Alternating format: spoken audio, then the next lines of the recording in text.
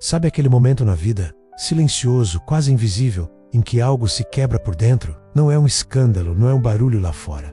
É uma rachadura íntima. É quando a gente descobre, com um desconforto enorme, que não somos reis absolutos do nosso próprio território. A gente faz escolhas, a gente faz promessas, constrói altares de boas intenções, como quem assina um tratado de paz consigo mesmo. E ainda assim, algo dentro de nós insiste em sabotar o caminho. É como segurar o leme do barco com firmeza, mas sentir que o mar responde a correntes invisíveis. Como se a gente decidisse o destino, mas não governasse as marés. Muito antes de a gente ter nomes modernos para esse conflito, a psicologia tentou explicar. Freud, por exemplo, disse com uma honestidade quase cruel que o eu não é senhor em sua própria casa. Isso não é um ataque à nossa liberdade, mas uma constatação dolorosa.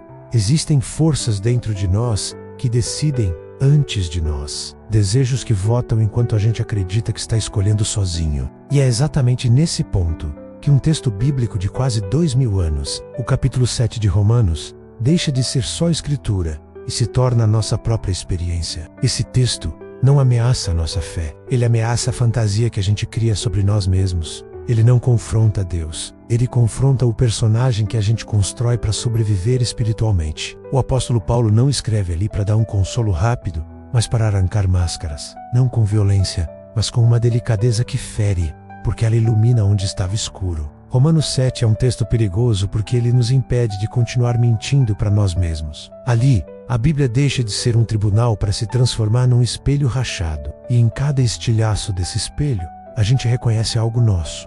O desejo sincero de fazer o bem, a repetição cansada do mesmo erro, a fadiga de lutar contra si mesmo, a perplexidade diante da nossa própria incoerência. O texto não descreve um vilão, mas um ser humano dividido, habitado por forças que não foram convidadas, mas que aprenderam o caminho da casa. É quando Paulo escreve a famosa frase: porque o que faço, não o aprovo. Pois o que quero isso não o faço, mas o que aborreço, isso faço. Essa frase não é um grito de rebeldia, é uma sensação de vertigem. É o instante em que o chão da nossa identidade parece ceder sob os nossos pés.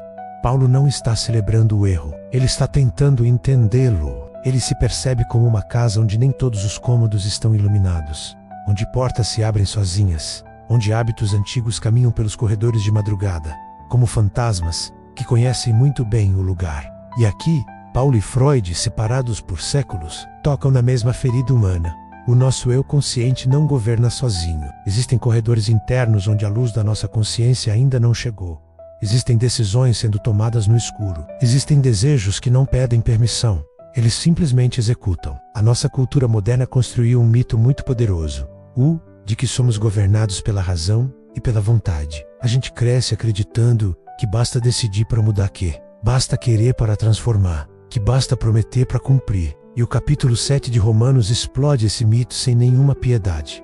Paulo descreve uma pessoa que quer, mas não consegue, que sabe o certo, mas não executa, que ama uma ideia, mas trai essa ideia com as próprias ações. Isso não é ignorância, não é falta de conhecimento. É algo muito mais profundo. É o reconhecimento de que o nosso eu consciente não é o centro absoluto do nosso ser. A psicologia profunda confirma o que Paulo sentiu espiritualmente. Grande parte do que a gente faz não nasce da nossa escolha consciente e racional. Nasce de desejos inconscientes, de estruturas internas que foram formadas muito antes da gente ter linguagem feia ou doutrina. Nós não somos apenas seres racionais, somos seres históricos. A gente carrega memórias emocionais, pactos silenciosos que fizemos com a nossa própria dor, estratégias de sobrevivência que um dia nos protegeram e que hoje, sem a gente perceber, nos governam. Esses desejos não são necessariamente maus ou malignos. Muitos deles nasceram da necessidade de sobreviver do siracito, de não sentir uma dor de novo. O problema não é que eles existam, o problema é que eles operam no escuro. Desejos inconscientes não se apresentam de forma clara. Eles não dizem, eu quero errar. Eles sussurram coisas como, eu preciso ser aceito a qualquer custo, eu não posso perder o controle, eu não posso sentir essa dor de novo, eu preciso de um alívio imediato, agora. Muitas das nossas escolhas destrutivas não são uma busca por prazer, mas uma fuga desesperada do sofrimento. O erro vira uma anestesia emocional, o pecado, um abrigo provisório. A repetição do erro vira uma rotina segura, porque a dor original ainda não encontrou uma forma de ser dita, de ser colocada em palavras. Paulo chama isso de lei, porque essa força não pede permissão, ela se impõe, ela se repete, ela se perpetua. É quando ele diz: porque não faço o bem que quero, mas o mal que não quero, esse faço aqui. Paulo toca em algo devastador. Existem forças dentro de nós que não obedecem à nossa teologia, elas obedecem à nossa história. E quando Paulo fala sobre os membros do corpo, ele está falando de algo muito concreto, encarnado. O nosso corpo é um arquivo fiel. Ele guarda aquilo que a mente tentou esquecer. Ele reage antes que a nossa consciência consiga formular uma oração. Ele se lembra do que nunca foi dito em voz alta. Traumas se transformam em tensões musculares. Emoções reprimidas viram impulsos. Feridas que nunca receberam um nome viram padrões de comportamento. A neurociência hoje apenas confirma o que Paulo descreveu por intuição. Muitas vezes, o corpo decide antes da razão. A nossa fé deseja a luz, mas os nossos músculos ainda conhecem o caminho da fuga. O nosso homem interior se alegra na lei de Deus, mas o nosso corpo ainda responde a mapas antigos de dor e sobrevivência. Essa é a tragédia do ser humano dividido. O eu que ora nem sempre é o eu que age. O que Paulo descreve é uma verdadeira guerra civil da alma. Ele diz: vejo nos meus membros outra lei, que guerreia contra a lei da minha mente. Essa guerra não é cósmica lá longe, ela é doméstica. Não acontece no céu, acontece dentro do coração. O campo de batalha não é externo, é interior. Romanos 7 descreve essa guerra civil, onde não existem vitórias rápidas, nem culpados fáceis para apontar. O sofrimento psíquico, a angústia, nasce quando essa guerra se prolonga, sem que a gente a compreenda. Não é o erro isolado que nos adoece, mas a repetição sem sentido, a culpa sem elaboração, a luta sem linguagem. E aqui mora um dos grandes perigos de uma espiritualidade superficial. Tentar resolver esses conflitos inconscientes apenas com força de vontade espiritual. Orar contra aquilo que na verdade precisa ser compreendido. Repreender um sentimento que na verdade precisa ser escutado. Silenciar a dor em nome da fé. Paulo não faz isso. Ele não espiritualiza o conflito para se livrar dele. Ele o sustenta. Ele o encara. Romanos 7 é desconfortável porque não oferece atalhos. Ele nos obriga a permanecer diante do espelho, até que a verdade sobre nós mesmos possa amadurecer. Espiritualidades que negam o inconsciente produzem culpa crônica, não transformação real. Então, onde está a saída? A grande revolução de Romanos 7 não está só na descrição do conflito, mas no tom que Paulo usa. Ele não se abandona ao desespero.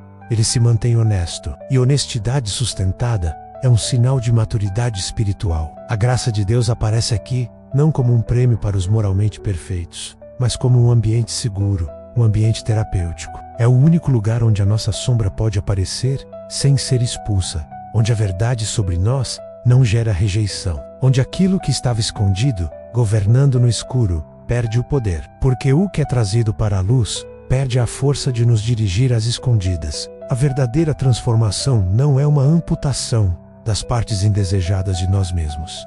É integração. É permitir que o nosso homem interior que ama a Deus dialogue com os nossos membros que carregam a nossa história. É permitir que a fé desça para o corpo, que a consciência encontre a história. Romanos 7 nos ensina que a gente não vence a guerra interior com violência contra nós mesmos, mas com lucidez.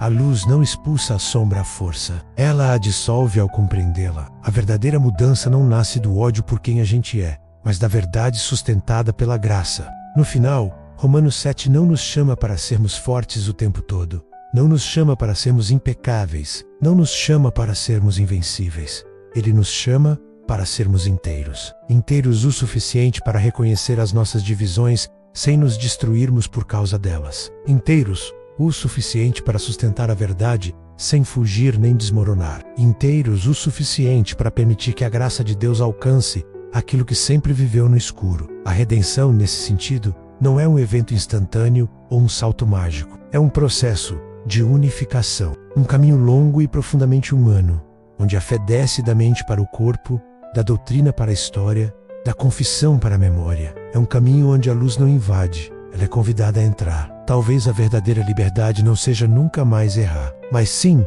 não ser mais governado por aquilo que a gente não compreende dentro de nós, quando a nossa alma deixa de se dividir para sobreviver. Quando ela já não precisa mais lutar contra si mesma para existir, ela finalmente começa não apenas a obedecer, mas a viver. Obrigado por me acompanhar nessa reflexão. Se esse conteúdo fez sentido para você, deixe seu like e se inscreva no canal. Até a próxima!